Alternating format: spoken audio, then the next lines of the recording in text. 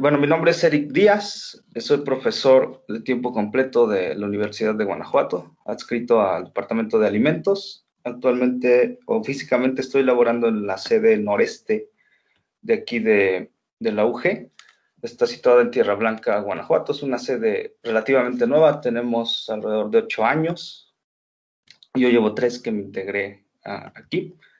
Mi formación, soy químico farmacéutico biólogo. Posteriormente realicé un doctorado en físico-química teórica y computacional, realizando o diseñando algunos fármacos contra el cáncer, algunos nanotubos de carbono, y ahí fue donde empezamos a incursionar con la parte de docking. Posteriormente hice algún postdoc ahí mismo en la UG, enfocado a toxicología, luego otro en el Instituto de Física en la Autónoma de San Luis Potosí, enfocado a nanomateriales también.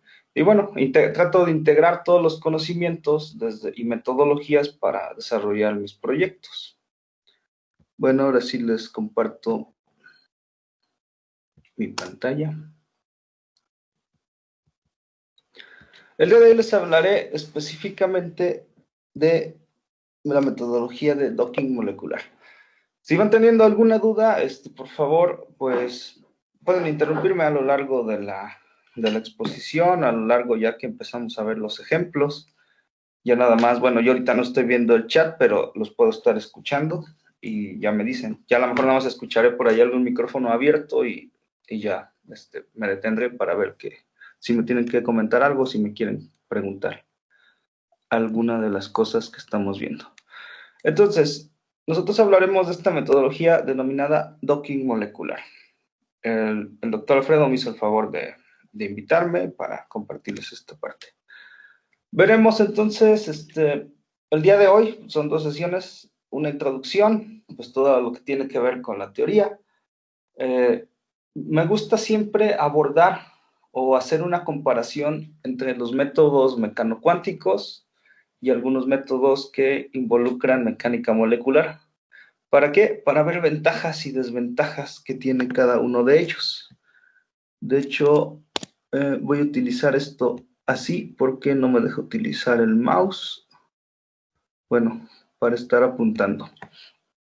Posteriormente veremos algunas aplicaciones y un ejemplo específico. El día de hoy estudiaremos un poco la alcohol deshidrogenasa y veremos el ejemplo tal cual en alguna de las ventanas, desde cómo se descargan las proteínas, muy a grandes rasgos cómo se preparan los ligandos, todo este tipo de conceptos, cómo se hace un docking.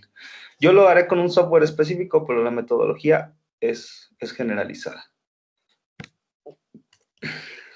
Muy bien. La química teórica computacional, que bueno, algunos de aquí, ya sea profesores, alumnos de posgrado, alumnos de licenciatura incluso, pues se dedican a la mejor a esta área. No es más que una descripción física y matemática de la química.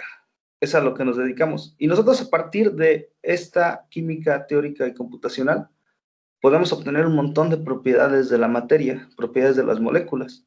Desde energías electrónicas totales, energías de reacción, podemos nosotros proponer diferentes rutas de reacción, mecanismos de reacción, calcular energías libres de Gibbs, por algunos métodos ahí también computacionales, poder obtener algunos, les llamamos nosotros descriptores químicos, que básicamente, ¿qué hacen? Analizan o describen las propiedades de una molécula, como pueden ser el potencial químico, electronegatividad, potenciales de ionización, afinidades electrónicas, electrofilicidad, algo que se llama funciones condensadas de Fukui, con las cuales podemos nosotros ver exactamente cómo reacciona cada uno de los átomos de la molécula. Si puede sufrir un ataque nucleofílico, un ataque electrofílico o algún ataque radicalario. Entonces nosotros podemos obtener un montón de propiedades. Bueno, en general puse estas azules porque estas son a partir de FT, ¿no? Principalmente. También podemos obtener algunas otras energías, obtener orbitales moleculares, dónde está situado el electrón. La parte de aromaticidad, de igual manera la podemos abordar, que es más que nada cómo están traslapados los electrones en una molécula y le dan ciertas propiedades, ¿no? Y la parte de interacciones intermoleculares. Esto puede ser a nivel DFT o a niveles de mecánica molecular, que es lo que trata el docking principalmente. Esas interacciones intermoleculares ya veremos específicamente de qué tipo son las que evalúa o podemos evaluar con este tipo de metodologías, con el docking específicamente. Y bueno, la mayoría vienen del intento de, digamos, de poder generar una solución a lo que denominamos ecuación de Schrödinger. Hay una solución analítica en la cual bueno, aplicamos un hamiltoniano, vemos la división, el cual incluye la energía cinética, energía potencial y la energía de intercambio correlación o la energía electrón a electrón. Entonces, hay una solución analítica, pero solo para el átomo de hidrógeno, y a partir de ahí vienen un montón de aproximaciones en la parte cuántica. Ahorita no me meteré en ello porque no es digamos, el tema principal, pero bueno, hay que mencionarlo un poco. Entonces, esas aproximaciones a la energía de intercambio-correlación, la cual, digamos, solo es exacta para el átomo de hidrógeno o átomos hidrogenoides, necesita ciertas aproximaciones para poder llegar a obtener todas estas propiedades que vimos aquí. Algunas de esas aproximaciones, bueno, o de hecho la mayoría, o si no es más bien todas, se basan en mecánica cuántica. Algunas vienen desde los primeros principios, utilizan constantes universales. De ahí caemos a DFT, que es teoría de funcionales de la densidad, que utiliza la densidad electrónica como una de las variables que tiene, o de ahí depende la función. Y digamos, de ahí parten una serie de métodos, algunos semiempíricos, que ya meten algunos datos experimentales o datos empíricos para ajustar distancias, ángulos de enlace, ajustar tipos de espectro, ajustar ciertas propiedades. Entonces, bueno, esta parte o esta fauna, vamos a llamarle así, de métodos, se basa en la parte de mecánica cuántica, para aproximar, digamos, la solución de la ecuación de Schrödinger. Pero hay otros métodos que se basan en mecánica clásica o mecánica molecular, y son los que vamos a abordar el día de hoy. Entonces, un poco la diferencia.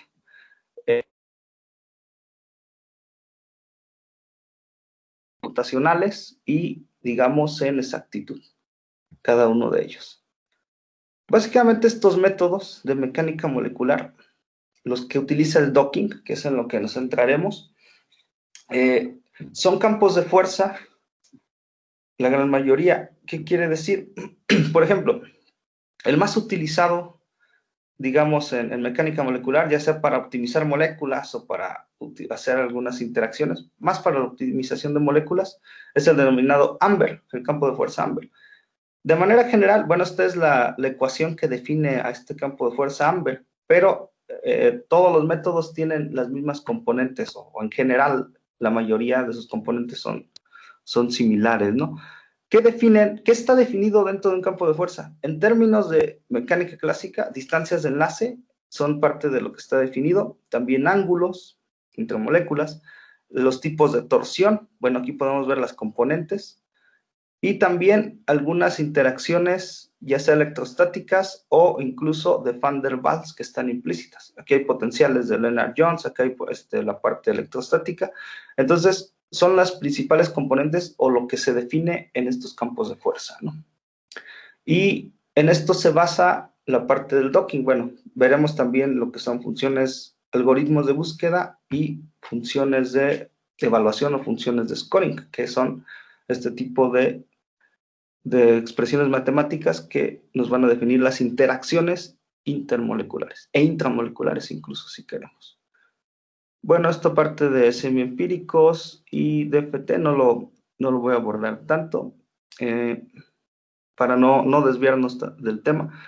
Hay métodos computacionales que involucran una partición. De hecho, cuando nos conectamos con el doctor Alfredo, empezamos a platicar un poquito de ello.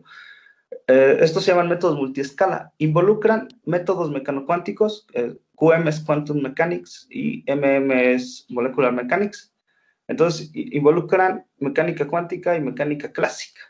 Hacen una partición a tal grado que considera solo, por ejemplo, imagínense, tiene una proteína, aquí lo tenemos una proteína de 5.000 átomos. De esos 5.000 átomos, yo digo, solo agarro o solo tomo este fragmento que está alrededor, no sé, tomo 60 átomos y un fragmento que estoy poniendo a interactuar para a ese fragmento, a ese pequeño pedazo de la proteína y a este otro que le llamamos ligando, ya veremos esos conceptos, yo le meto un nivel de teoría de DFT, le meto mecánica cuántica, pero a todo lo demás, de hecho déjenme, lo pongo un poquito diferente.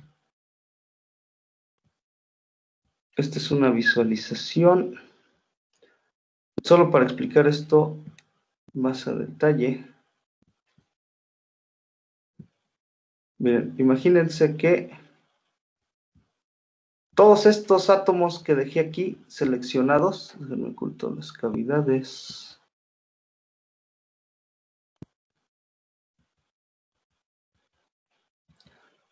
Solo es para ejemplificar esta división de métodos.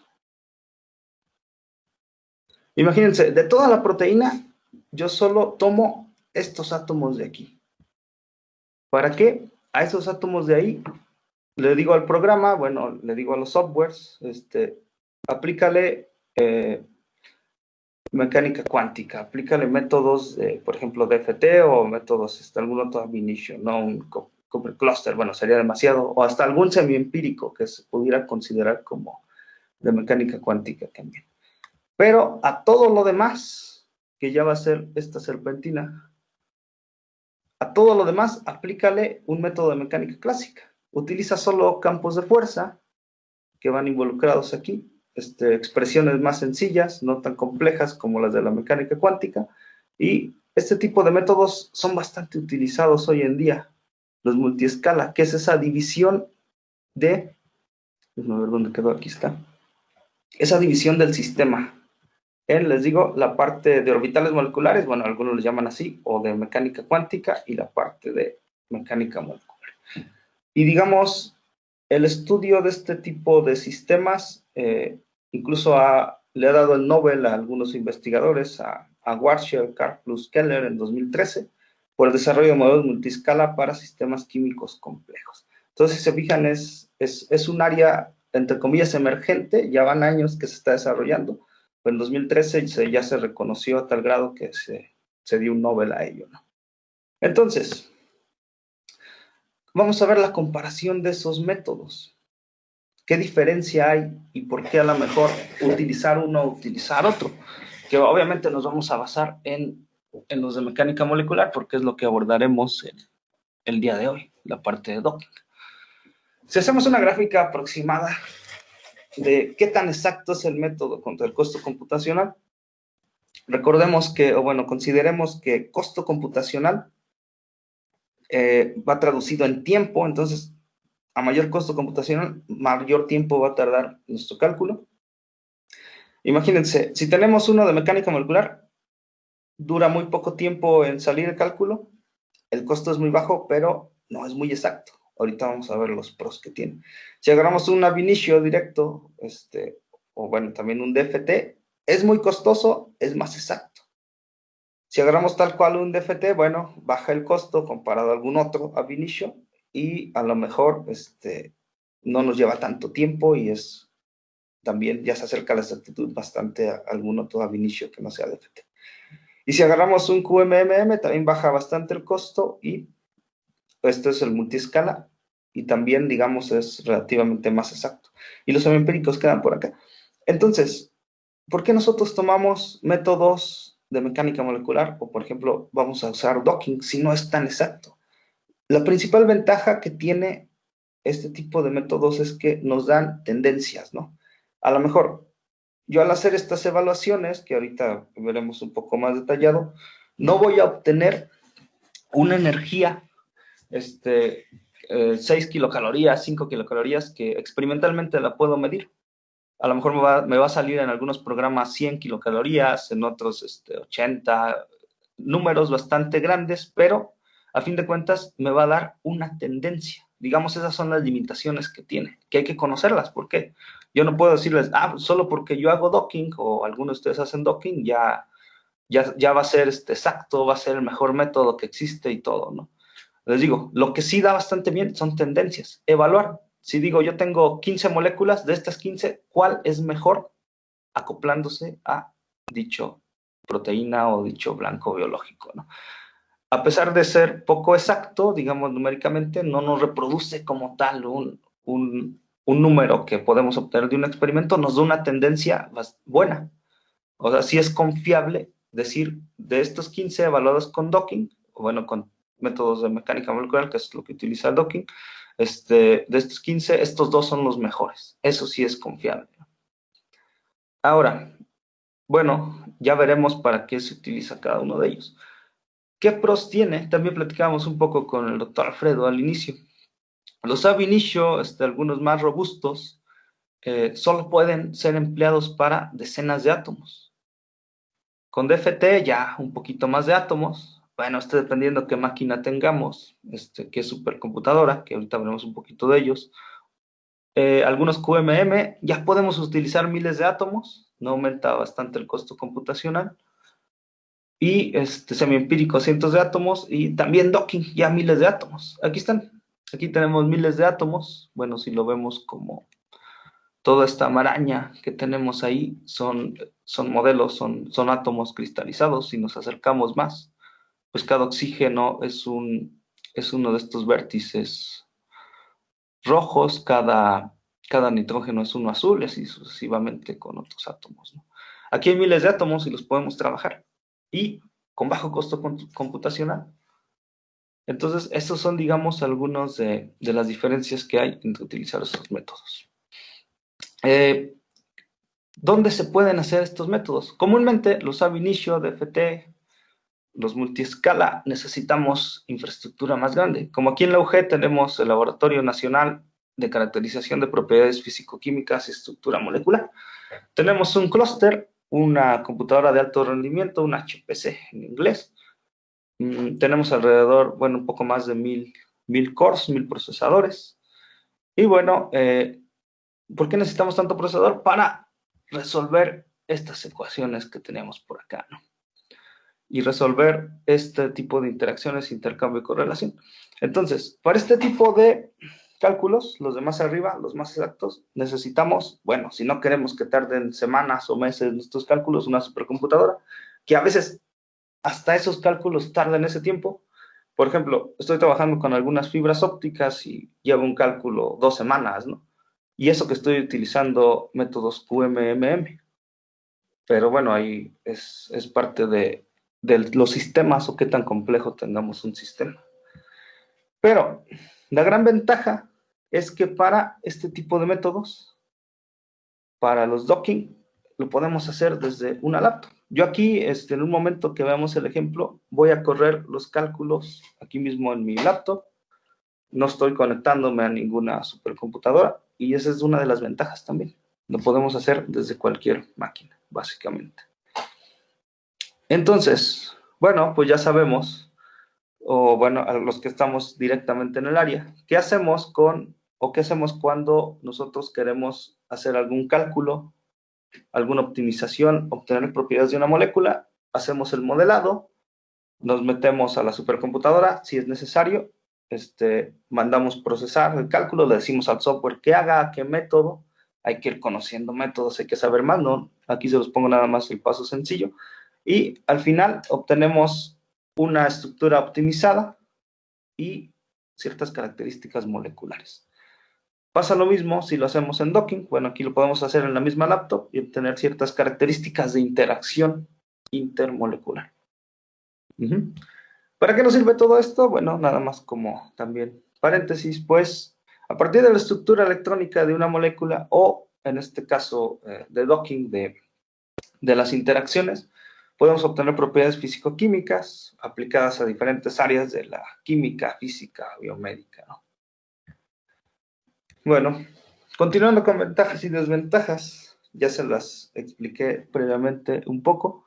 Mecánica molecular, ¿qué ventajas? Tenemos sistemas biológicos, miles de átomos, bajo costo computacional, bajo tiempo de cómputo, menor tiempo, Menor inversión también, ¿no? No necesitamos una supercomputadora. Ni tampoco una computadora muy potente, ni con un montón de RAM, ni cosas así. Es bastante amigable en ese sentido este método, ¿no? ¿Qué tiene de contra? Es muy inexacto para ciertas energías, pero para tendencias es muy bueno. Y bueno, no considera electrones, ahí cabe destacar, porque si se fijan en las expresiones, bueno, este es de Amber, pero en general están puestas de esa manera. En la expresión, aquí no hay en ningún lado la función de onda, no hay densidad electrónica, no hay nada. Hay distancia entre átomo 1, átomo inicial, bueno, el 1, el 2, ángulos iguales, alguna parte de momento angular, algunas otras secciones que involucran distancias y cargas. Entonces no hay electrones, no hay enlaces covalentes, por lo tanto, eso lo hace un método bastante, vamos a llamarlo burdo. Pero les digo, las tendencias y digamos, interacciones no covalentes son buenas. Esa es, digamos, parte de las ventajas. No, lo voy a comparar, por ejemplo, con DFT. Con DFT, mediano costo computacional, a lo mejor tardan días en correr el cálculo, algunos hasta horas, ¿no? También. Puedes obtener energías y geometrías similares a experimentar, igual espectros, por ejemplo, espectros infrarrojos a partir de frecuencias vibracionales, espectros ultravioleta visible a partir de la evaluación de los saltos electrónicos y algunos de resonancia imponiendo campos de fuerza. ¿Por qué? Porque ya consideramos orbitales moleculares, electrones, entonces ya digamos, estamos tratando un sistema a nivel electrónico. Desventajas.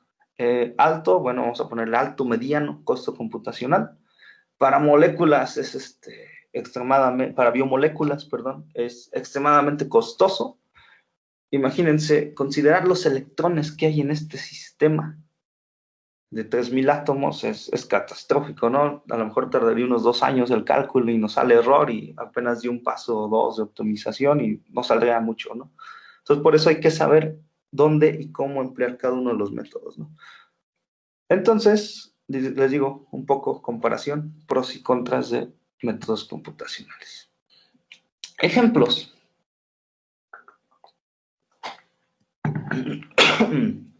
Podemos hacer una combinación de métodos.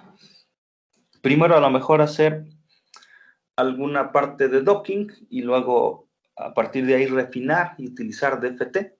De hecho, parte de uno de mis postdocs, evaluamos intoxicación por metales pesados de ratones. Aquí lo evaluamos en el sentido de que en Guanajuato, capital, hay una problemática de metales pesados en el agua debido a la minería que hubo hace años, todavía hay un poco. Entonces, ¿nosotros qué evaluamos? Evaluamos, por ejemplo, a nivel de FT, qué complejos se pueden formar con metales pesados, ¿no? A partir en un proceso de desintoxicación con una molécula que se llama melatonina. Bueno, entonces pudimos evaluar la parte electrónica, orbitales moleculares, pudimos evaluar tendencias, cuál sería el complejo más estable que se puede formar en el organismo, es DFT. Y bueno, pudimos evaluar también las interacciones con algunas proteínas encargadas de desintoxicar a nuestro organismo, ¿no? Y para eso utilizamos docking, y ahora sí caemos como tal en el tema. Pues, ¿qué es docking? He estado hablando de docking, de las ventajas, desventajas, y ya caemos a verlo, ¿no? Tal cual. Docking o también es denominado acoplamientos moleculares in silico. El término in silico significa en computadora. Por eso nosotros nos consideramos como que estamos haciendo un ensayo in silico. Hay ensayos in vitro, que a lo mejor es en un matraz, en una caja de Petri. Hay ensayos in vivo, ya en algún modelo murino, un ratón, algún conejo. Ensayos clínicos ya en humanos. Entonces, esto es como, vamos a decir, la primera etapa, la etapa in silico. ¿Y en qué consiste? ¿Qué estamos haciendo? Acoplando moléculas. ¿Y qué acoplamos específicamente? Algo que nosotros le vamos a llamar blanco. El blanco es aquella molécula, generalmente de gran tamaño, y también principalmente va a ser una biomolécula a la cual nosotros queremos acoplarle una molécula pequeña. ¿Y en qué está implicado el blanco? El blanco tiene, o bueno, si queremos evaluar un efecto biológico, tiene que estar implicada en esa ruta bioquímica, en ese problema. Por ejemplo, si queremos evaluar esto, proteínas involucradas en procesos de intoxicación, pues tenemos que ver qué proteínas, si las bloqueamos o si las inhibimos o si les cambiamos algún metal o si le agregamos algún compuesto externo, cómo ayudan a posteriormente resolver algún problema, como es la intoxicación. Hay otros blancos farmacéuticos o farmacológicos que si las bloqueas, por ejemplo, te inhiben cierta ruta bioquímica, que qué pasa o qué hacen, pues te curan, por ejemplo, el Alzheimer, ¿no? Hemos estado trabajando con otros. Otras, el día de mañana, la sesión de mañana será sobre el SARS-CoV-2 específicamente. Tenemos por ahí un artículo publicado hace un par de meses donde inhibimos una proteasa del SARS-CoV-2. Es una proteína que necesita el virus para reproducirse. Entonces, si la inhibimos, si la rompemos, ¿qué pasa? Cortamos el ciclo de vida del virus y ya no se puede reproducir. Entonces, pues ya acabamos con el virus indirectamente, ¿no? Entonces, ese blanco, dependiendo del problema que queramos abordar, hay que documentarnos, hay que ver el estado del arte, hay que ver pues los artículos publicados y verificar si ya hay reportes, si se bloquea, qué pasa, y si no, o si se bloquea a lo mejor qué daños puede causar. Entonces hay que documentarnos para seleccionar bien el blanco, ¿no? Entonces blanco es eso, una biomolécula a la cual queremos bloquear. Y un ligando es esa molécula pequeña que se va a acoplar al blanco. Siempre son moléculas pequeñas porque comúnmente pueden ser denominadas fármacos o simplemente compuestos bioactivos como posibles fármacos, porque bueno, para ser llamado fármaco necesita un poco más de procesos, ya ver la parte de toxicología, ver otros detalles que puede tener ese ligando, ¿no? Entonces, el docking se trata de eso, unir una molécula pequeña a una más grande. Comúnmente el blanco es una proteína, puede ser ADN, puede ser un fosfolípido, bueno, un modelo de una membrana, pero lo más común es que sea una enzima, ¿no? Una proteína.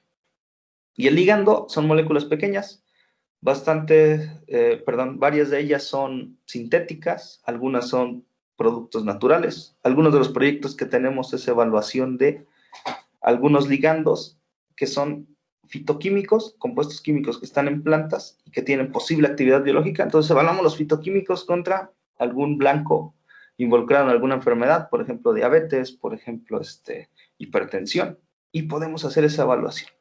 Entonces, acoplamientos moleculares in sílico es eso, acoplar un ligando a un blanco.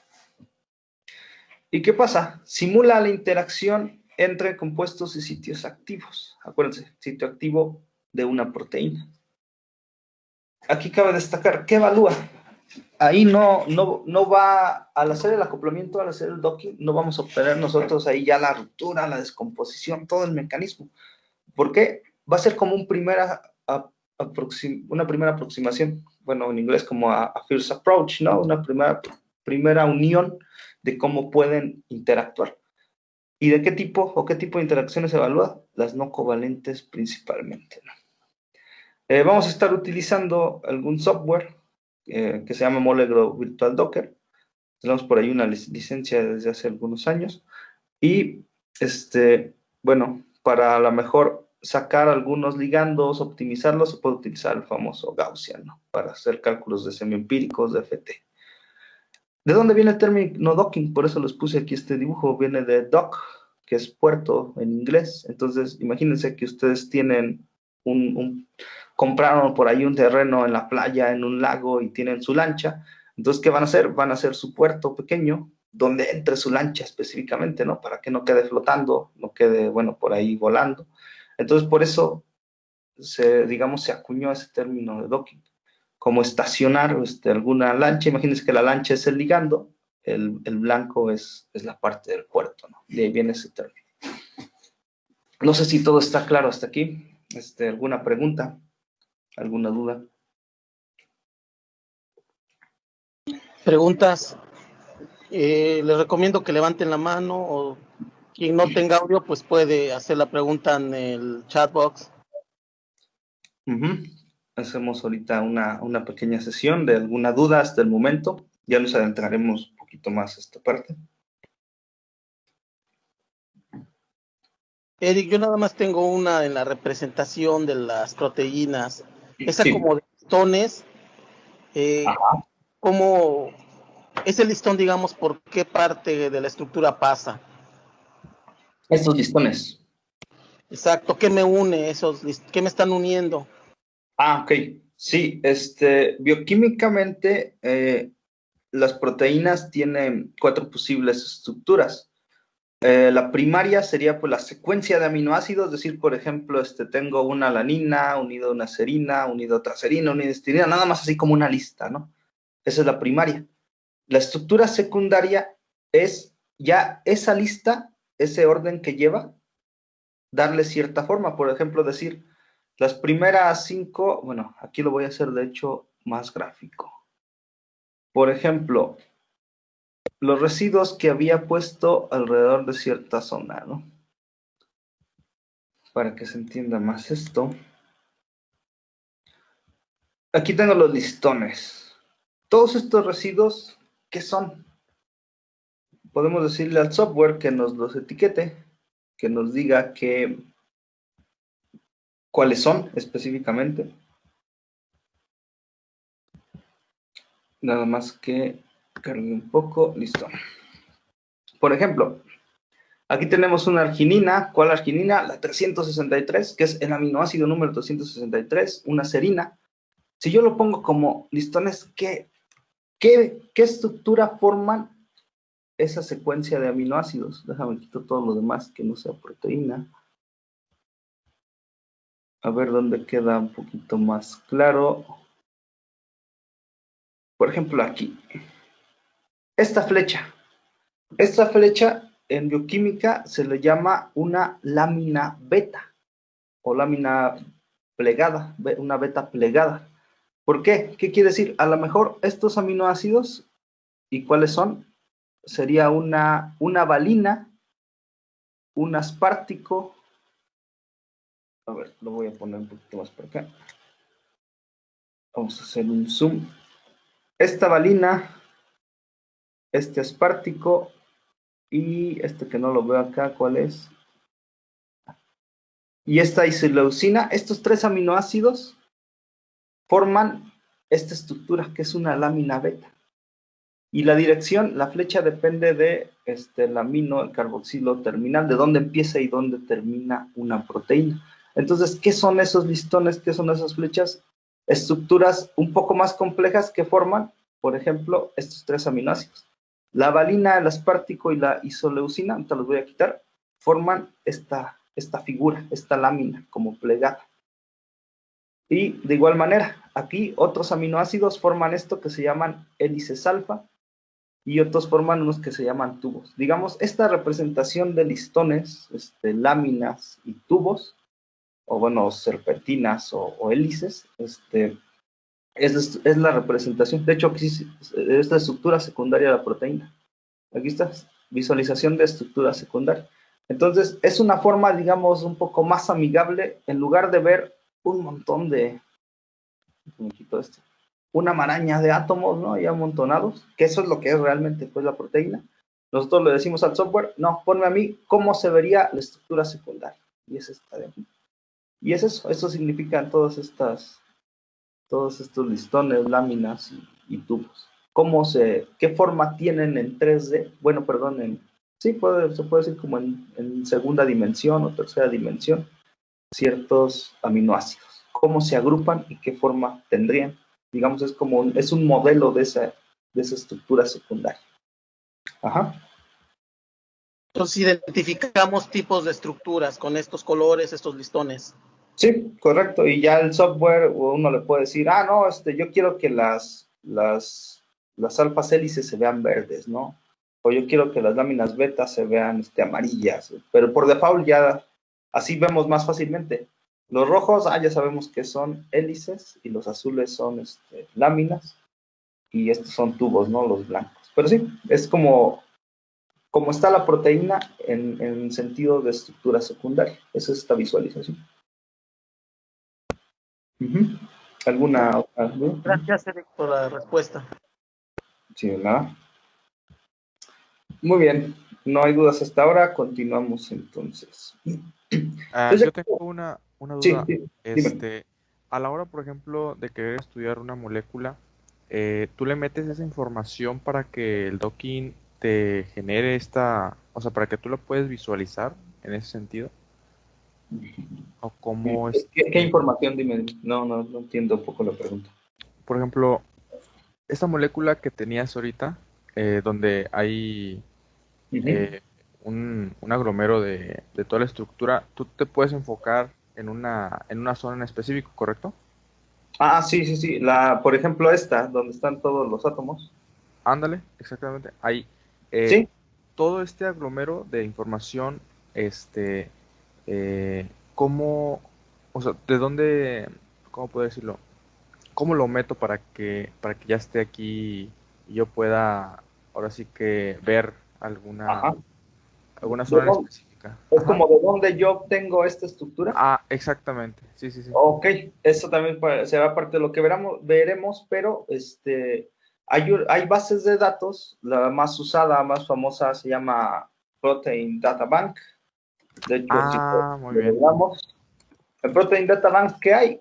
Algún experimental, alguna persona especializada en cristalografía, en cristalización de proteínas, hace estudios, ve qué proteína hay, aquí puedes buscar la proteína que quieras. Si quieres le pones SARS-CoV-2 y vamos a ver qué te sale, ¿no?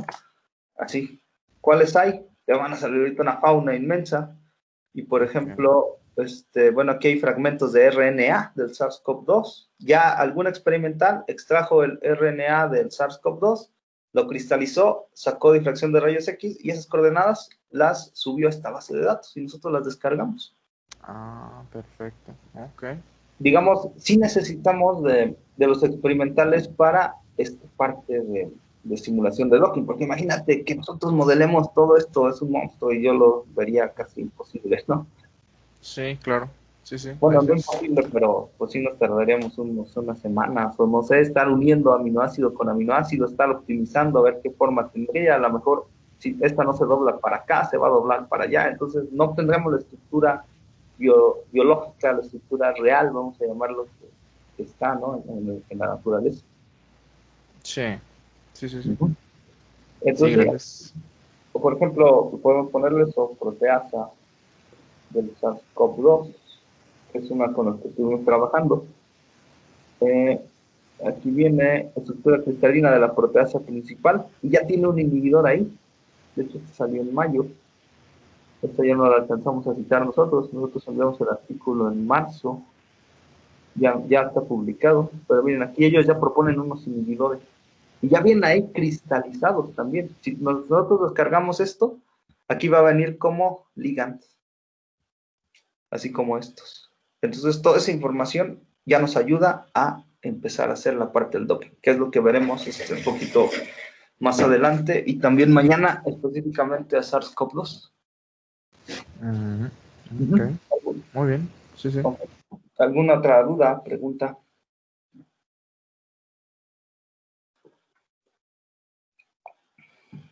No, bueno, entonces continuamos con esta parte.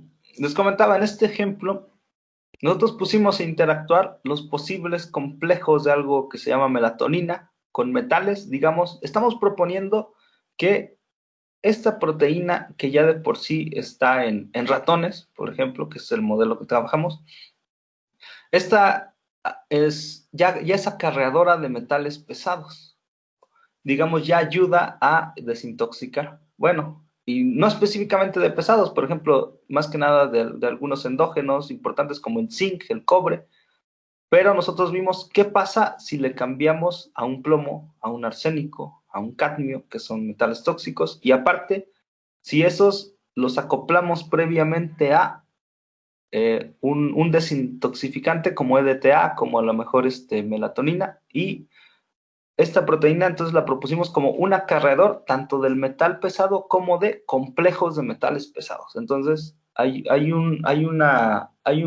digamos, es coadyuvante una de la otra, ¿no? Para desintoxicar a algún organismo.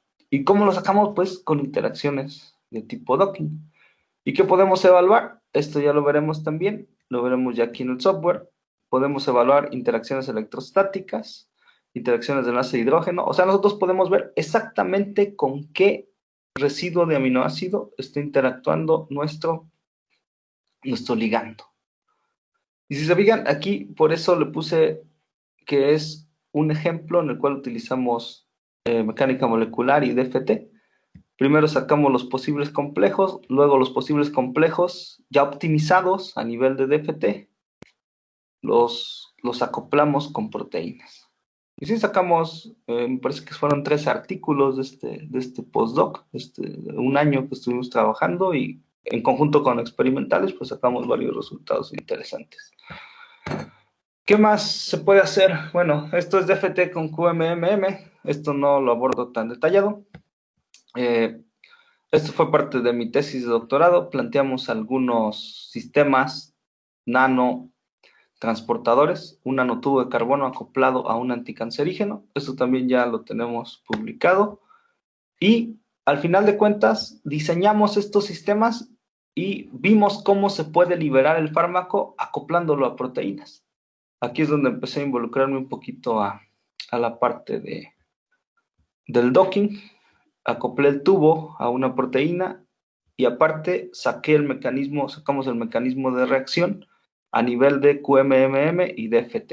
Entonces nosotros propusimos un nuevo fármaco, un nuevo acarreador de fármaco, y a partir de ese acarreador vimos un mecanismo de cómo se puede acoplar a una proteína y volvimos de nuevo a DFT y sacamos un mecanismo de reacción con estados de transición, un mecanismo de liberación del fármaco, es lo que planteamos a final de cuentas.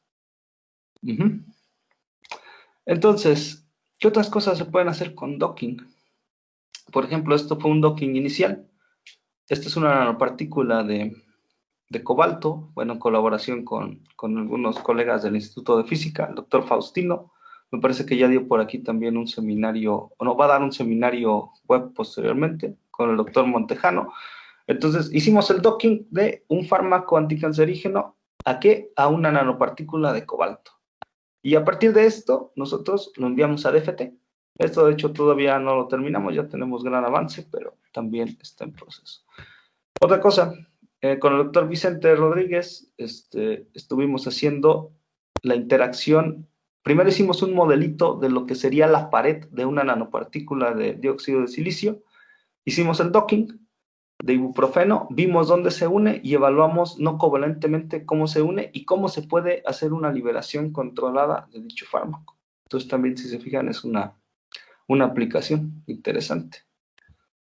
Y bueno, enfocado también a docking, estamos haciendo actualmente estos sistemas con mescalina y THC, acoplados también a ciertas proteínas que están involucradas en procesos inflamatorios. Lo estamos proponiendo como antiinflamatorios. Este trabajo lo presentamos en abril del año pasado allá en Roma. De hecho, por los tipos de compuestos que estamos utilizando, ¿dónde está el THC en la marihuana? ¿Dónde está la mescalina en el peyote? Llega a ser un poco controversial. Incluso el que estaba dirigiendo las pláticas me dice, era un alemán, me dice, yo que recuerden el peyote, la mescalina no la utilizaba de antiinflamatorio cuando era joven. Entonces, pues nosotros estamos haciendo esa propuesta. Actualmente estamos iniciando un proyecto de antiinflamatorios derivados de mescalina y todo a partir de ¿qué? De docking también, ¿no? Es una de las cosas que tenemos en proceso. Entonces, adentrándonos ahora sí, ya vimos diferentes métodos, digamos, en qué podemos aplicar docking. Vamos a ver un poquito más a detalle qué evalúa el docking. Como les había mencionado, el nivel de teoría que emplea el docking pues es física clásica, un poco mecánica molecular, más que nada. Y las interacciones que vamos nosotros a poder evaluar entre un blanco y un ligando son las no covalentes, a más de 2 angstroms de distancia. Bueno, esto es generalizado, porque hay algunos metales que tienen enlaces más largos, pero es de manera general. ¿Qué considera el docking? Fuerzas de dispersión de London,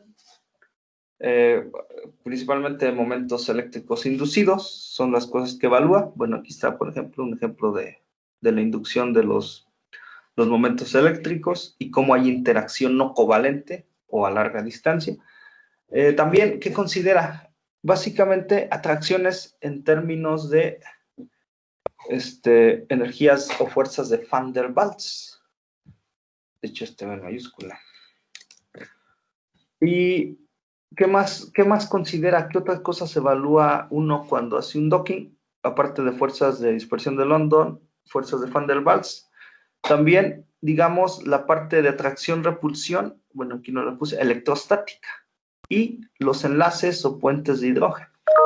Entonces, son las principales energías que nosotros podemos evaluar entre un blanco y un ligando, las no covalentes. Y, digamos, traducidas o resumidas, energías, fuerzas de Van der Waals, puentes de hidrógeno y electrostáticas. Son las principales que considera. Y bueno, por ejemplo, el docking utiliza algo que se llama función de scoring o función de evaluación. Y lo reporta como un delta G, una energía libre de Gibbs de evaluación. ¿Qué es esa función de evaluación? De manera generalizada, por ahí me parece que el mismo Luis es el que comentaba que ya estaba utilizando Autodoc.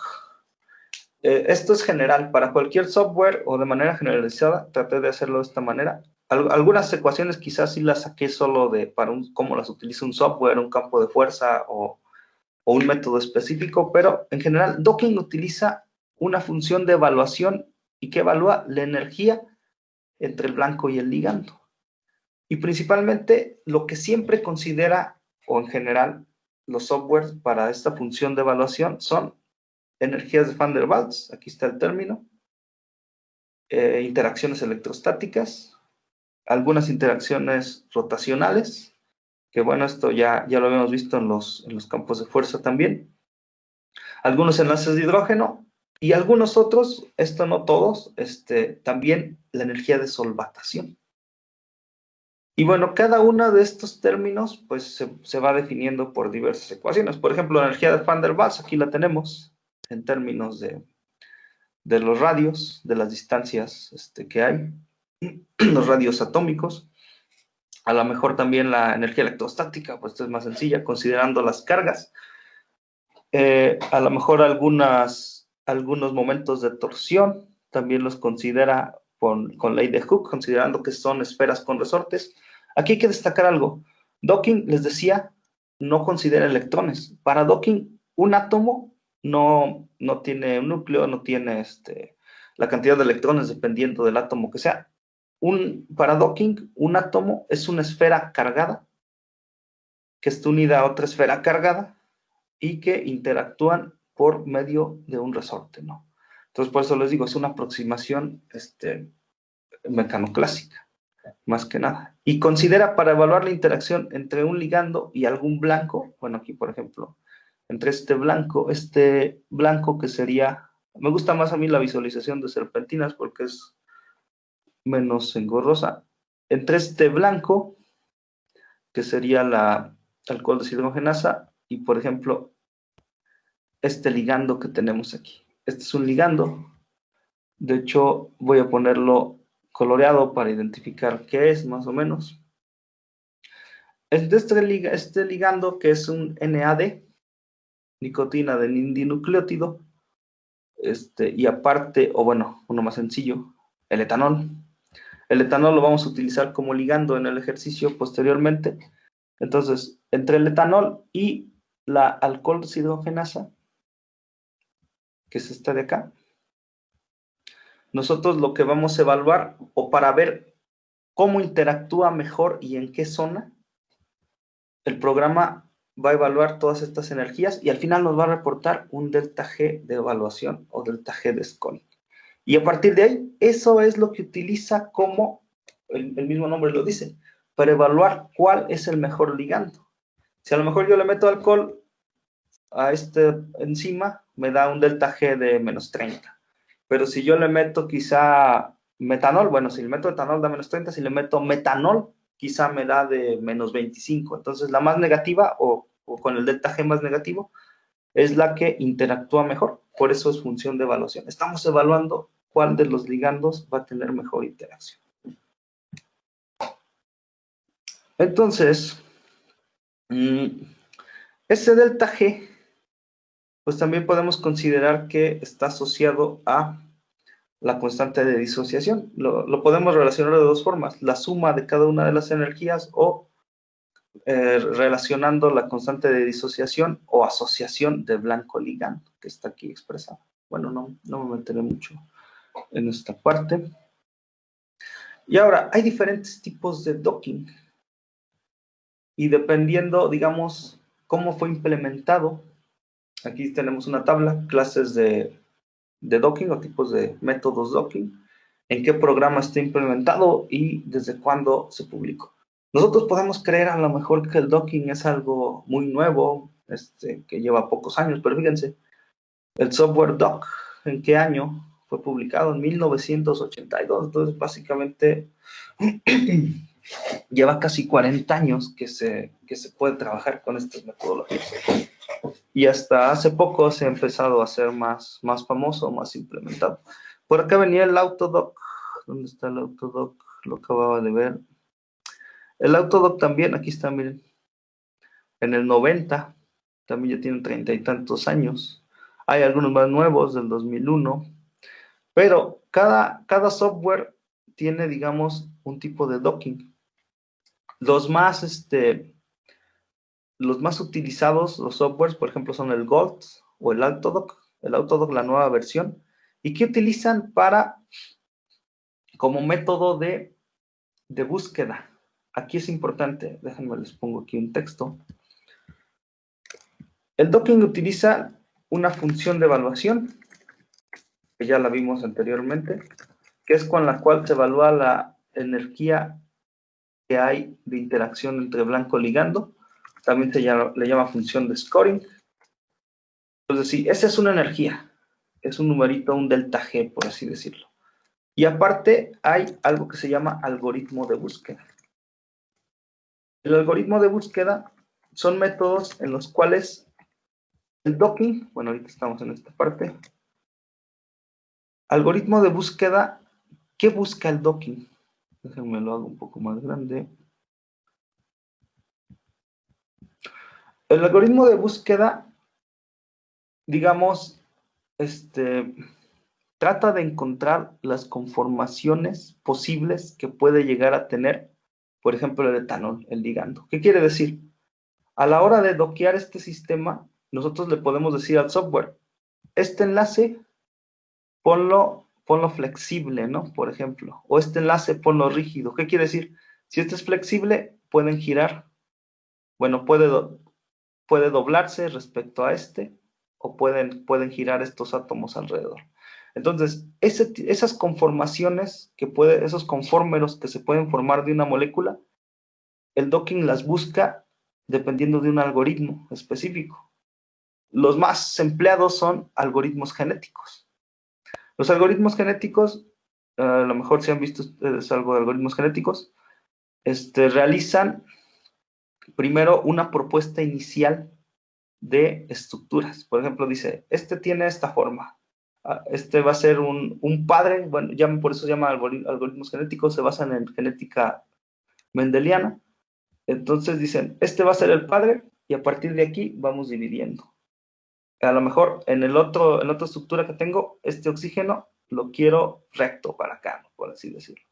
O estos hidrógenos lo giro para acá. Va haciendo hijos, entonces va haciendo generaciones de posibles conformeros, y a partir de esos conformeros, ¿cómo los va descartando? Pues con la función de evaluación.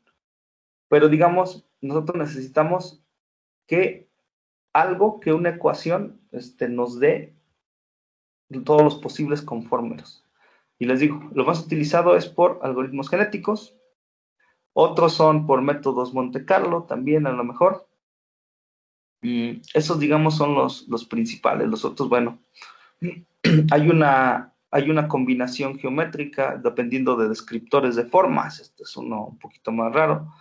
Hay algo que se llama construcción incremental. Bueno, nada más para mencionarles los demás que hay.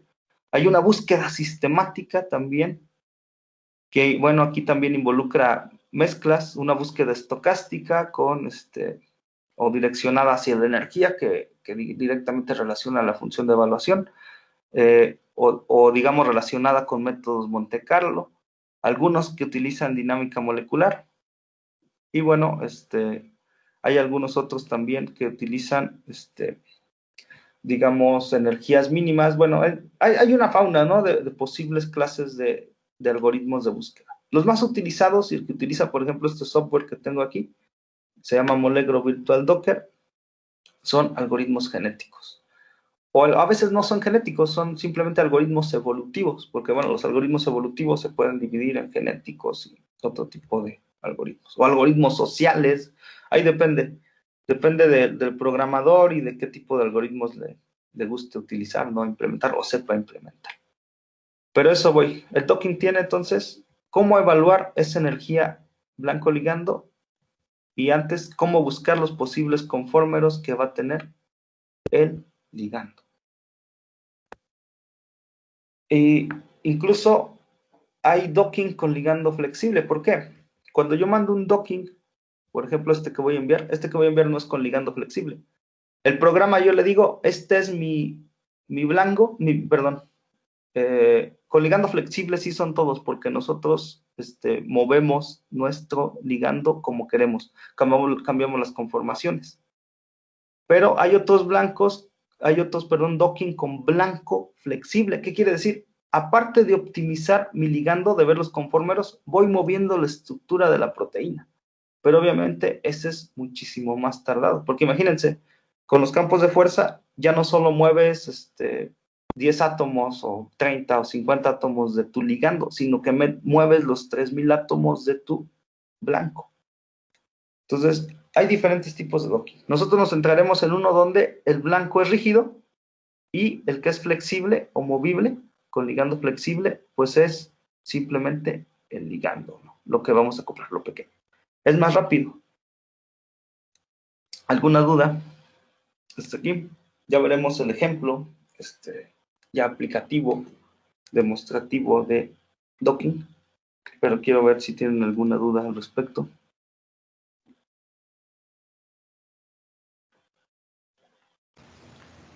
No, no por ahora.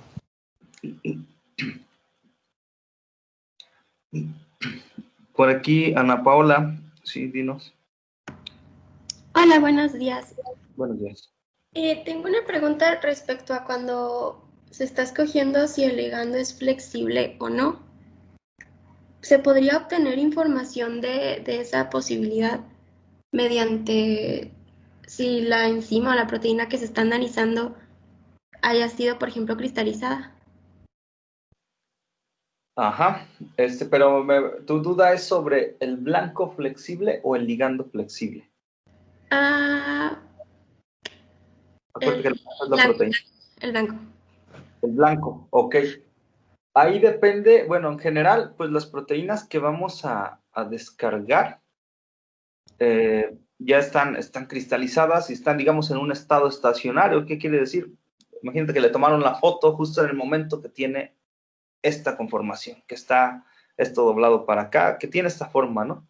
Entonces, ya como tal, si lo descargamos, va a estar cristalizado. ¿Ahí qué podemos hacer si queremos ser un poco más flexibles, por así decir, o movilizar más nuestro blanco? Hay algo que se llaman modos normales, que, bueno, se aplica tanto a moléculas pequeñas como a proteínas, que son los posibles modos vibracionales o movimientos que puede llegar a tener una molécula.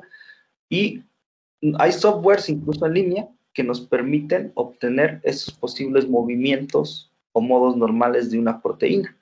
Entonces, por ejemplo, déjame les vuelvo a compartir.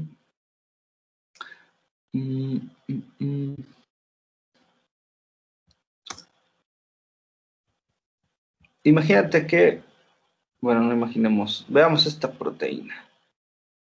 Les digo, así es como la cristalizaron. A lo mejor, ya ven mi pantalla, ¿verdad? Sí. Si yo saco los modos normales, le pido al programa, dame 10 posibles modos normales. ¿Y qué quiere decir? A lo mejor este fragmento de aquí de la izquierda lo dobla un poquito para acá. Ya ese es un modo normal. A lo mejor en otro modo normal, este lo deja aquí y este lo dobla también para acá. Se cierra, ¿no? Imagínate que esto fuera como una pinza y queda cerrada en uno de los modos normales. ¿Eso en qué nos ayuda? En evaluar algo que se llama sitio alostérico. A lo mejor bloqueas un sitio activo y activas un sitio alostérico. Un sitio alostérico de una proteína es un sitio en el cual si tú le introduces un ligando, puedes a lo mejor activar o desactivar la proteína, pero no es su función real. Entonces imagínate que es como una llavecita oculta, secreta, donde si la activas, ya está, si unes algo ahí, ya está activa la proteína. Si se lo quitas, se desactiva y cambia de forma. Entonces, por ahí también puede ir esta parte de los modos normales y del ligando flexible. Pero digamos, de manera general, siempre está ya rígido, y a menos que hagamos o modos normales o hagamos una dinámica molecular y consideremos uno de los puntos en el tiempo en el cual tiene cierta forma y saquemos otra vez, le tomemos una foto ahí y obtengamos las coordenadas, podemos trabajarlo de esa manera. Pero en general van a ser rígidos, pero podemos moverlo a ciertos niveles con modos normales o dinámicas, ¿no? Ok, gracias. Sí, nada. ¿Alguna duda más? No.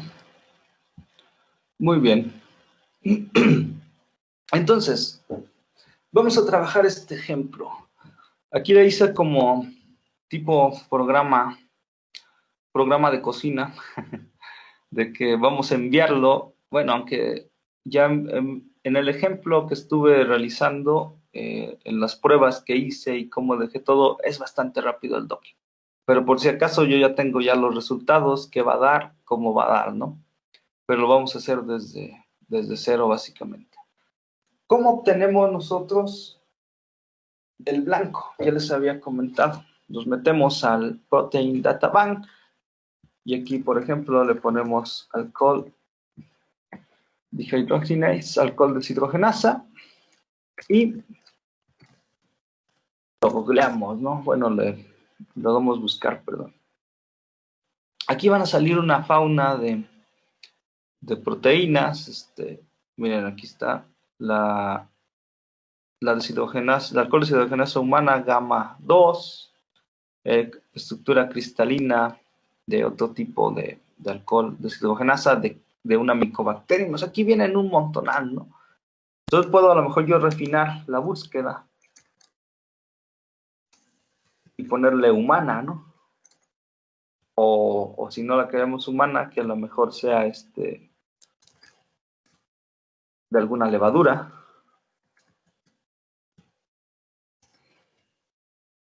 Aquí ya vienen varias, miren. ¿Y qué tiene acoplado? Una leucina en la posición tal. Entonces aquí vienen bastantes. Por ejemplo, yo ya había seleccionado una porque estuve checando alguna que tuviera este compuesto que se llama NAD. ¿Por qué el NAD? Porque el NAD, parte del mecanismo de reacción del alcohol deshidrogenasa involucra el NAD, la nicotina de dinucleótido. Entonces, yo aquí ya tengo la clave 2OHX. Si yo le pongo simplemente la clave PDB, 2OHX, ya me va a salir, miren. No tenemos que meternos al PDB para buscar algún blanco. Yo, por ejemplo, le puedo poner proteasa principal del SARS-CoV-2, pongo lo que quiera encontrar y le pongo adelante PDB. Y aquí sale ya, automáticamente me va a mandar a varios links donde venga el PDB y al Protein Data Bank, ¿no? Entonces, Protein Data Bank pues ya tiene su propio tipo de archivos. Es el archivo .pdb, así como el .exe es de Excel, el .pdb pues es ya con este tipo de formato de Protein Data Bank. Entonces, bueno, fíjense, aquí está ya. Proteasa principal con un ligando sin ligando en el sitio activo. Este está libre. Y bueno, entonces nosotros podemos buscar nuestro blanco que queramos directamente en Google y poniéndole adelante PDB. Aquí salen un montón. Ahora, ¿cómo la descargo? Bueno, yo ya tenía esta, los 2OHX. Escogí alcohol deshidrogenasa porque el ligando va a ser muy sencillo de trabajar, muy sencillo de modelar. ¿Cuál es el ligando? Pues el alcohol. Eso es lo que se une el alcohol deshidrogenasa. Aquí lo tenemos ya. Ahorita vamos a modelarlo también, un poquito así rápido. Modelado en Avogadro. Avogadro es un software libre. Esto sí lo pueden hacer rápidamente. Autodock es un software libre de docking, pero yo no lo tengo implementado. Hace años que no utilizo el Autodock, pero posteriormente podemos ver si hacemos algún otro curso con Autodock y nos podemos conectar a algún servidor y hacer directamente el ejemplo todos, ¿no? Entonces, bueno, volviendo a nuestro blanco. La alcohol deshidrogenasa aquí está unida a NADH.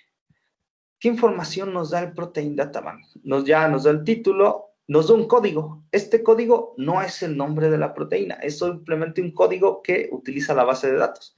Por eso yo cuando le puse aquí 2OHX, automáticamente me mandó a esta página. Porque ese es su código que reconoce la Protein Data Bank. ¿Qué más nos da de información en Protein Data Bank o que podemos nosotros extraer? La literatura en donde, digamos, se publicó esa cristalización de esa proteína. Aquí vienen, miren, nos metemos al DOI y ahí vamos conociendo si nos sirve, para qué sirve o para qué nos puede funcionar. Aquí viene el Supporting Information. ¿A poco no vamos a tener acceso aquí en la uni? No sé. Dejen que cargue. No, no nos va a dejar leerlo. Bueno, no utilizaremos piratería, así que nos podemos meter a este software, el acta cristalográfica, sección D, perdón, esta revista.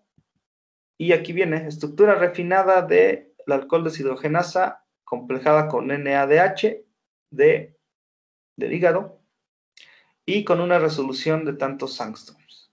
Y aquí nos van a explicar todo, utilizamos este método, la cristalizamos y tal cual. Es el artículo del cual se derivó esta estructura cristalina, ¿no? ¿Qué otra información nos da? Aquí lo podemos buscar. De cualquier proteína siempre viene aquí la literatura, donde viene citado o qué publicaron a partir de esa estructura. En SARS-CoV-2 ahorita no vienen bastantes cosas. De hecho, varios nada más suben su estructura y mandan un preprint, una prepublicación, y así es como la tienen ellos establecida. ¿Por qué?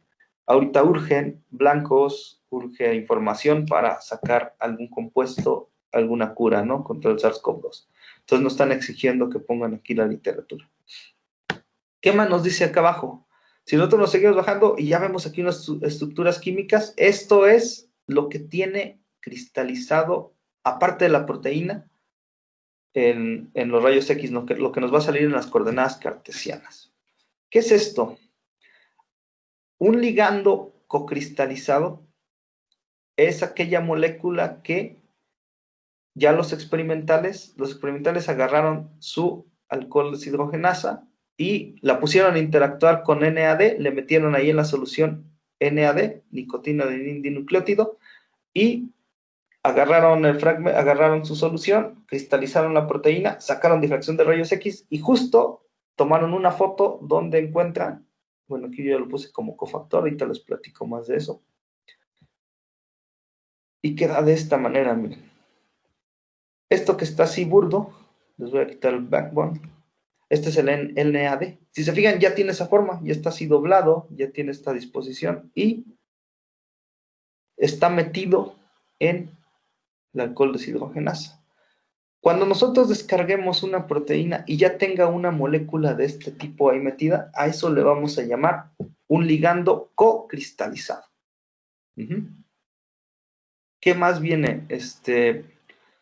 Si se fijan, aquí ya dice, tiene la nicotina de dinucleótido inmersa o pequeñas moléculas que vienen en el archivo. Viene algún disolvente, dimetilsulfóxido, también está por ahí inmerso. Y viene esto que se llaman cofactores, vienen zincs.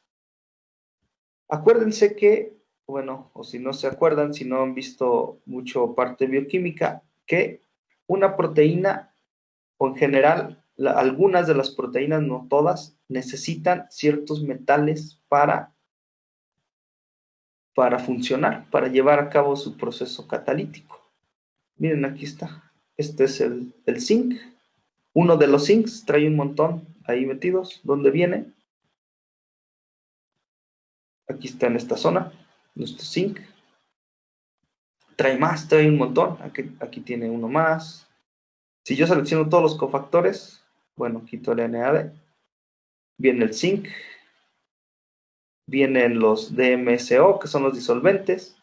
Hay que saber identificar. Si trae moléculas casi siempre sulfonadas, etanol, cosas de ese tipo, y no es su función, hay que quitarlas. Son disolventes que se captaron en la fotografía, vamos a llamarlo, en la difracción de rayos X. Entonces, si se fijan, yo descargo mi proteína. ¿Cómo la descargo? Yo doy en Download Files, PDB Format, ya la descargo. Aquí está. Ya lo tengo aquí en descargas. Y la abre, ¿no? Esto es como si volviéramos a empezar. El programa, este es bastante amigable. El Autodoc es un poco más de meternos a una terminal. De la terminal estar viendo comandos y todo. No está mal, es también bastante rápido ya cuando le agarras, pero es un poquito más amigable este software. ¿Por qué? Porque es estarle dando clics, es muy visual. También por eso me gusta utilizarlo para este tipo de cursos, ¿no? Ya había impartido un par de cursos de docking y utilizando este software. Entonces, si se fijan, ¿qué información trae? Ahorita lo vamos a ver a nivel también archivo. Pero aquí dice trae cofactores. Ese archivo que descargaste tiene zincs, tiene 4 zincs, tiene 2 de dimetil, son dimetil sulfóxido, me parece. Déjenme ver para no decirles mal. Sí, dimetil sulfóxido. ¿Qué más trae? Nada más de cofactores. Trae aguas, trae un montón de agua. ¿Por qué? Porque también las capta la difracción de rayos X, toda el agua que hay. ¿Y qué más trae? Pues trae las 2 proteínas. Bueno, dos subunidades de proteína, ahorita hablamos eso. Y aparte tiene pues 2 ligandos, que es la nicotina de indinucleótido. Vamos a importarla. Ya la leemos aquí en el Molegro Virtual Docker. Ahorita les explico eso de las aguas. Si nosotros no queremos evaluar un posible o posterior mecanismo de reacción que involucre agua en el proceso, de hecho sí involucra agua, pero como ahorita no vamos a ver mecanismo de reacción, solo es representativo, pues sí conviene a lo mejor dejar el agua y ver qué pasa alrededor con ella. Pero si se fijan, las aguas, ¿cómo las considera el software? Como puntitos de oxígeno. ¿Por qué? Recordemos que difracción de rayos X no capta los protones. Entonces, todos los protones, todos los hidrógenos que tenga la proteína, se los pone el software como tal. O se le pone algún otro software posterior, ¿no? Perdón, previo. Y si se fijan aquí, a las aguas no le pone protón. Y si lo considera aún así, solo es un oxígeno tipo 3. Ahí ya falta otra cosa, que es ver los tipos de oxígeno. Entonces, si no nos interesan las aguas, pues solo van a hacer más lenta nuestra ventana. Entonces, ¿qué conviene? Eliminarlas o no visualizarlas o quitarlas del archivo. Ahorita vamos a verlo desde el punto de vista de archivo. Miren, si yo me meto a Downloads, si yo me meto ahora sí que a observar mi proteína, ¿cómo es un archivo PDB? Perdón.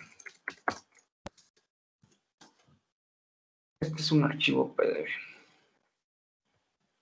Así es como viene el archivo como tal, y bueno, así es como lo lee el software, como lo grafica, vamos a llamarlo así. Pues que viene casi siempre la descripción, qué tipo de proteína es, miren cuándo se cristalizó, en el 93. Vienen aquí más detalles técnicos, que son cosas que meten los autores. algunas referencias de dónde sale, qué pusieron. Más bien aquí, pues más datos de este tipo, como anotaciones que hacen los mismos autores al software. Algunas otras cosas, detalles que tienen ciertos aminoácidos. Esto no lo lee el programa, esto nada más son datos técnicos. ¿Desde dónde lee el programa? Desde aquí, donde dice átomo. Si se fijan, aquí viene en el programa átomo 1, que es un nitrógeno, es de la serina de la subunidad A del residuo de aminoácido número 1. Estas me parece que son, más bien, estas son las coordenadas cartesianas en X, Y, Z. Posteriormente, esto no recuerdo muy bien qué es, esta parte tiene que ver con fuerzas, pero el programa no los lee de todas formas. Y aquí viene el tipo de átomo nuevamente, un nitrógeno. Y así, aminoácido 1, residuo 2 y sucesivamente, ¿no? Por ejemplo, de la subunidad A, todavía estamos aquí, ya llevamos como 1200 átomos. Lo voy a bajar nada más para que vean todo lo que tiene y todos los archivos, ¿no? Si quieren trabajarlo QMMM, hay que saber identificar cada uno de los átomos, hay que saber ver específicamente cómo cortarlos. De hecho, con Pau, que anda por aquí, es lo que estamos viendo en estos días, cómo trabajar en métodos multiescala, que ya involucra pues conocer un poquito de la parte biológica, así nos metemos a proteínas. Fíjense, aquí termina la subunidad A. Son 2785 átomos de la subunidad A. Esto es el tipo de átomo que es, porque Protein Data Bank, dependiendo, si el átomo está enlazado a un nitrógeno o si el átomo está enlazado a un carbono, un oxígeno, le pone, por ejemplo, un carbono tipo C. Si está unido a cierta otra cosa, un tipo Ca. Entonces también esto es nomenclatura que ya da el programa. ¿Qué más? Subunidad B, aquí empieza con el átomo 2787, igual, coordenadas, todo exactamente. Solo quiero que veamos cuántos átomos tiene esto. Ya vamos en 4000. ¿Por qué? Porque hay que conocer pues también dónde están todas estas cosas. Miren, aquí ya terminó. ¿Cómo supe? Porque luego vi otro tipo de sistemas. Vi puros OHs. ¿Qué son estos? Pues aguas. Entonces, se fijan, la proteína como tal termina aquí. En la subunidad B, entonces la proteína tiene 5672 átomos. Y a partir de aquí son aguas. Si yo estoy leyendo en un software tipo Autodoc, algún otro no tan amigable, pues ¿qué tengo que hacer? Yo eliminar desde aquí todo para abajo, que son las aguas. Fíjense cuántas aguas tiene, tiene un montón. Bueno, no trae tantas, eso. Tiene alrededor de 1000 moléculas de agua. Esta es la conectividad que hay. Aquí no es tan importante, los software ya los leen y listo, ¿no? Total de átomos con todo y aguas, 6129. Pues si se fijan, estos archivos así vienen, o analizándolos desde este punto de vista. ¿Tienen alguna duda hasta aquí? Ya vimos un poco las tripas del archivo PDB, cómo descargar los blancos, cómo ahorita vamos a ver aquí las visualizaciones. Esto va a ser algunas partes específicas para este software, pero los métodos ahorita les voy explicando dónde es generalizado para todo. ¿Alguna duda hasta el momento? No, bueno. Sí, por ahí alguien levantó la mano. Noela. Buenos días, doctor. Yo tengo una pregunta sobre eso que estaba mencionando de cortar una sección de la proteína. Sí. En ese caso, cuando, por ejemplo, usando Autodoc o un software lo que no sea así de interfase visual, cuando corto la proteína, Sí. la sección que yo estoy usando, la tengo que trabajar por aparte. Es decir, esa sección la tengo que trabajar con un algoritmo por aparte.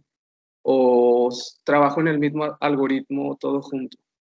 Aquí mi duda es, ¿la cortas y la separas o simplemente nada, perdón, la cortas y borras todo lo demás o simplemente la cortas y la separas y ves qué pasa o cómo es tu... No, solamente la corto Solamente la corto sin separarlas, o sea, solo nada más como dividiendo. De aquí a aquí es la parte que quiero analizar por QM. Ajá. Y ahí, entonces, cuál sería el siguiente paso natural, por decirlo así?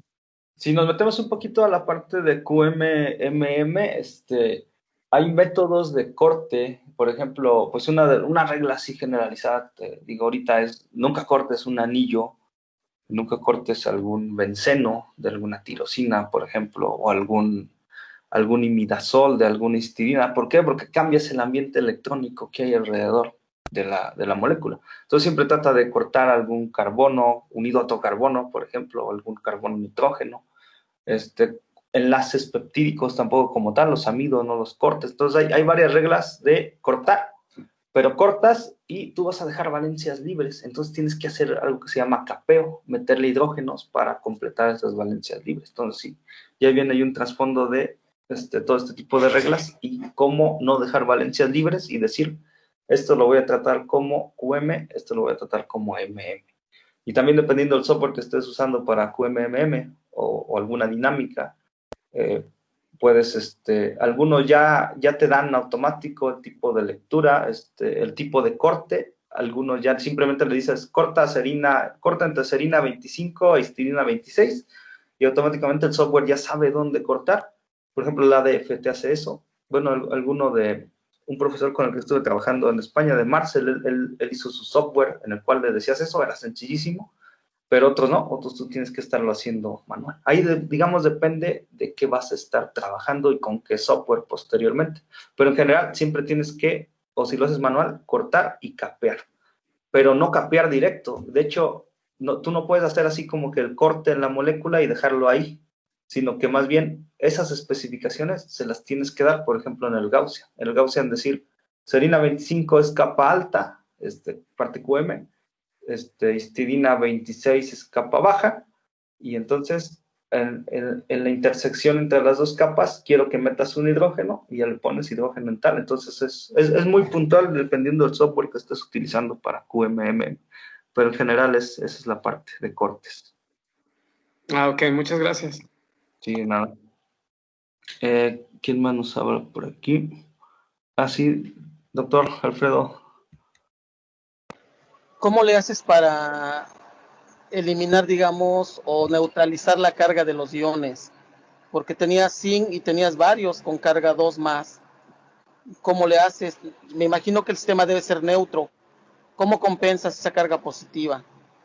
Sí, de hecho, aquí lo interesante es que a veces los sistemas en metaloproteínas, por ejemplo, no son neutros, porque ya tienen ese metal, ya sea zinc, ya sea cobre, ya sea hierro, por ejemplo, calcio, ya lo tienen ahí de cofactor, entonces ya quedan con ese 2 más, que siempre son dicationes en general.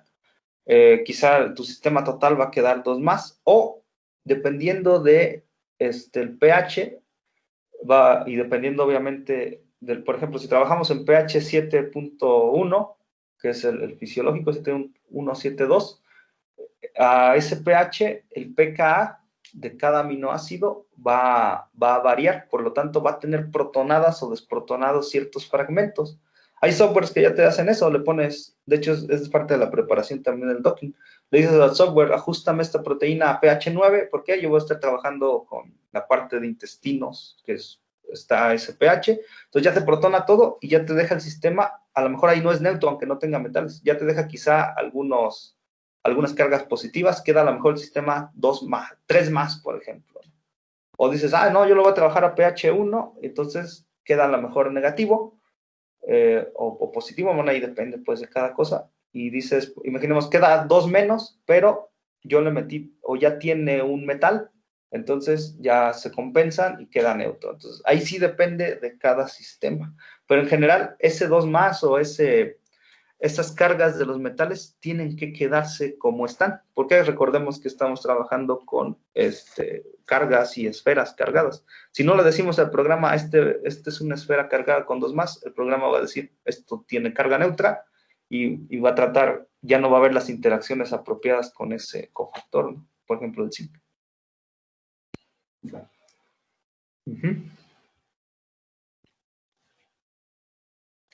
¿Alguna otra duda? Un poco más en este aspecto. Sí. Las proteínas y otros de estos compuestos orgánicos, digamos, que yo le voy a hacer llegar un fármaco, ¿qué carga tienen preferencialmente? ¿Son positivos? ¿Son negativos? ¿Varía la carga positivo o negativo? Eso es pensando que yo voy a hacer llegar cisplatin, digamos. ¿Lo tengo que hacer llegar neutro, cargado? ¿Cómo una idea de eso? A ver. Claro. Por ejemplo, ahí depende. Si no es metaloproteína, ¿qué quiere decir? Si no tiene ningún cofactor de estos metálicos, zinc, cobre, casi siempre le metemos neutro al sistema, ¿no? Y a la proteína, el sistema le asigna cargas automático. Y si yo quiero meter un ligando, ejemplo cisplatin, de hecho estoy trabajando con cisplatin metido en términos ya con el nanotubo. Hay dos opciones: o lo metes y que el programa le asigne cargas, tal cual, bueno, poblaciones. Nosotros de la parte a lo mejor también de DFT lo conocemos como alguna población específica, o hacemos un calculito con Gaussian, con ¿cómo se llama este programa típico? Con el Spartan, o con el mismo Avogadro, quizá, hay uno libre que se llama algo de Label, ya se me olvidó ahorita el nombre, Babel, algo de Babel, y ese software, a ver, déjame ver el nombre del software. Bueno, ya lo verifico posterior. Con cualquier OpenBabel. OpenBabel, sí, correcto, gracias, Facundo. El OpenBabel nos ayuda a asignar poblaciones, a asignar cargas, y rápido con un comando le asignamos a 15, 20 ligandos si queremos, ¿no? Entonces, de ahí viene un poco esta cuestión.